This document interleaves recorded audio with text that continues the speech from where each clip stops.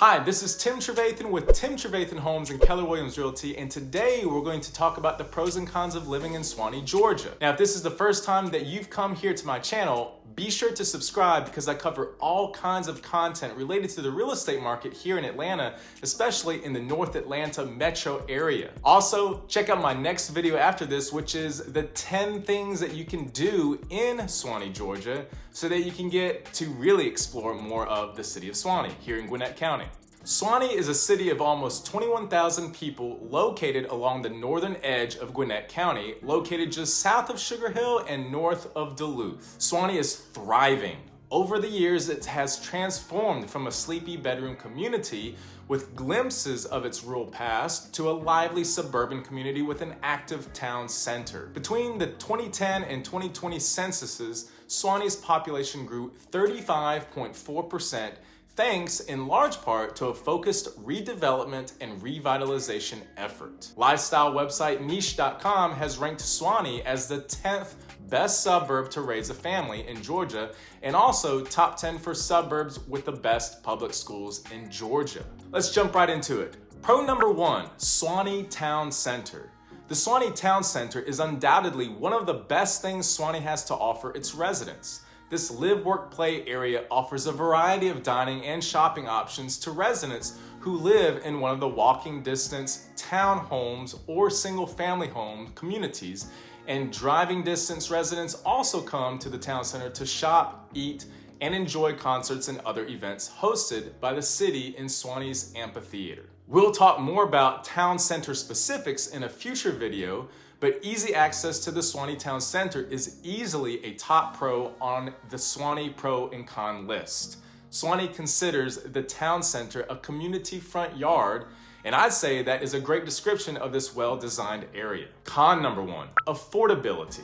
Like many of the northern metro Atlanta suburbs, living in Suwanee can be pricey. The median household income in Suwanee is $90,372, well over that of the country as a whole. In February 2022, per Realtor.com, the median listing price of homes in Suwanee was over $500,000, coming in at $507,500. In our current real estate market, it is very difficult to find a home under $400,000 in Suwanee, pricing out many first-time home buyers and young families. On the other hand, for buyers with generous budgets, Suwanee is a great community in which to start your search for your dream home. Pro number 2, schools. Suwanee is served by 3 public high schools: North Gwinnett, Peachtree Ridge, and Collins Hill. All 3 schools are high performing. US News and World Report ranked North Gwinnett number 17 in Georgia, Peachtree Ridge number 37 in Georgia, and Collins Hill number 56 in Georgia in 2021, out of 472 public high schools. North Gwinnett was also ranked the 2nd best public high school in Gwinnett County. Suwanee is served by 6 elementary schools, 2 middle schools, and 3 high schools. Con number 2, private schools.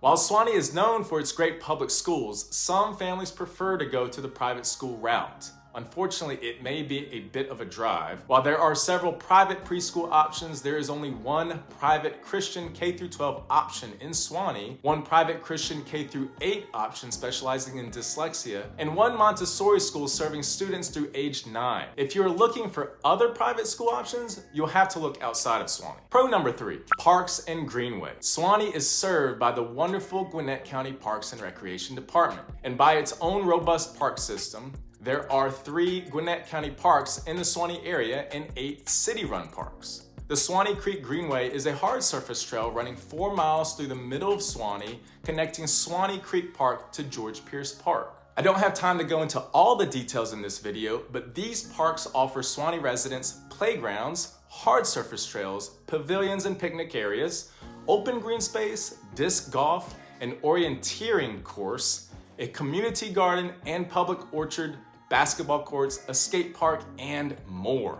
Whew, that's a lot. Bottom line, if you like to get out and enjoy the outdoors, Suwanee has you covered. My advice, visit all the parks to find your favorite, but I suggest starting with White Street Park, Suwanee Creek Park, and the Town Center Park. If you have small children, I suggest heading to Playtown Suwanee and checking out the playground. It is a kid's dream come true. In a future video, we'll take a look closer at some of these amazing parks and all they have to offer Suwanee residents. Con number 3, traffic.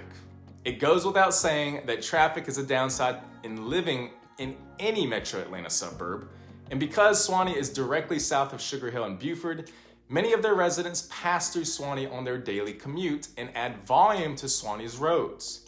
But it's not all doom and gloom. Thankfully, Suwanee has two parallel north-south main roads, Buford Highway and Peachtree Industrial Boulevard, which really help keep traffic from being as bad as it could be. Interstate 85 also runs through the far eastern edge of Suwanee, providing direct access to downtown Atlanta. Interstate traffic can be a problem for sure, but easy interstate access is still a perk to those traveling to Atlanta for work or entertainment. Pro number 4, location. While Suwanee itself is not most people's idea of a vacation destination, when you live in Suwanee, vacation is never far away. Lake Lanier Island Resort is only 30 minutes up the road without traffic, which makes it perfect for a quick weekend getaway.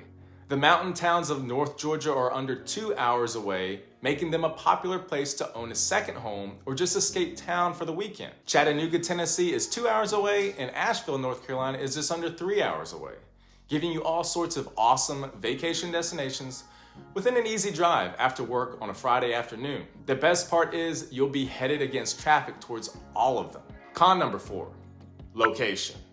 While location is on the pro list when it comes to weekend getaways, it is also on the con list when it comes to your daily commute. For those who work in downtown Atlanta or nearby, the further north of Atlanta you go, the longer your commute in to work gets. While as mentioned earlier, Suwanee residents do have interstate access that's fairly easy, downtown Atlanta is about 30 minutes away from Suwanee.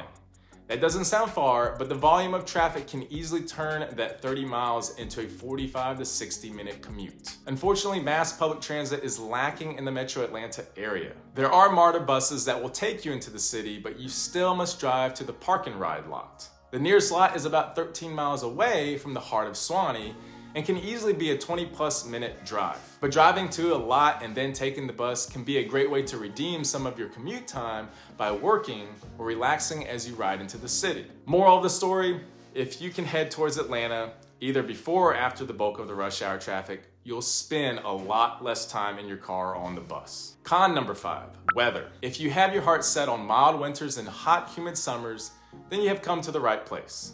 If you have your heart set on seeing snow each winter or not being drenched with sweat the moment you step outside in the summer, then you'll want to choose someplace other than Suwanee, or Atlanta for that matter. While we're talking about Suwanee's weather woes, we can't forget the thick yellow coating of pine pollen that planets the area for a few weeks each spring. While normal to Georgia natives, it can take some getting used to for those moving here from other places in the country. Many newcomers also complain of having a lot more allergy symptoms their first couple springs and falls here than they are used to experiencing. However, I will say that my wife, who came from Korea, she didn't have allergy problems. So maybe you can get lucky too. Suwanee's average summer highs are in the 80s, which isn't terrible, but the high humidity makes things quite muggy for most of the summer. Thank goodness for air conditioning. And last but not least, pro number 5, restaurants. When it comes to food, if you crave it, Suwanee likely has it, with one glaring exception. As of the 2020 census, 20.3% of the Suwanee population identified as Asian, and this is reflected in the number of Korean restaurants in the city, as well as restaurants showcasing other Asian cuisine. However, if you are looking for pulled pork style barbecue, you'll need to keep looking.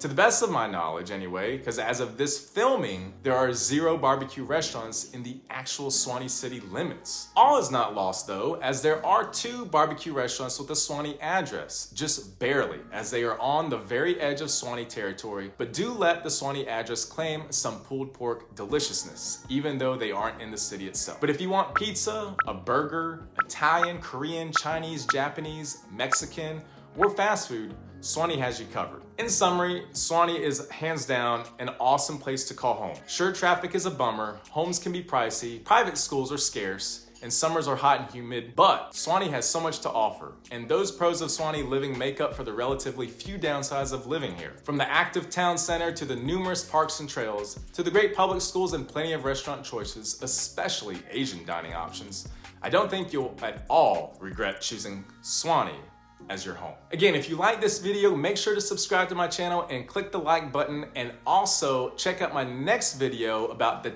10 things that you can do in Suwanee so you can venture out and see what all Suwanee has to offer. Look forward to seeing you on the next video.